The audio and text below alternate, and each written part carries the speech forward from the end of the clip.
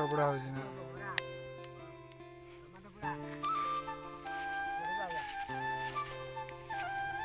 ଏଇଭଳିଆ ମଜା କେବେ ପାଇବନି। ପୁରା ଭିଡ଼ିଓ ପାଇକି ସକାଳୁ ସକାଳୁ ପଖାଳ ଭାତ ଟମାଟୋ ପୋଡ଼ା ଶୁଖୁଆ ତାପରେ ଆଳୁଚପ ବରା ଗୁଲୁଗୁଲା ତାର ଖାଦ୍ୟ କେବେ ହେଲେ ପାଇବନି। ଦେଶୀ ଖାଦ୍ୟ ହେଉଛି।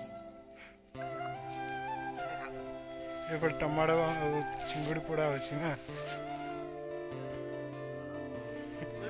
ଜାଣୁନା ଶୁଖିଲା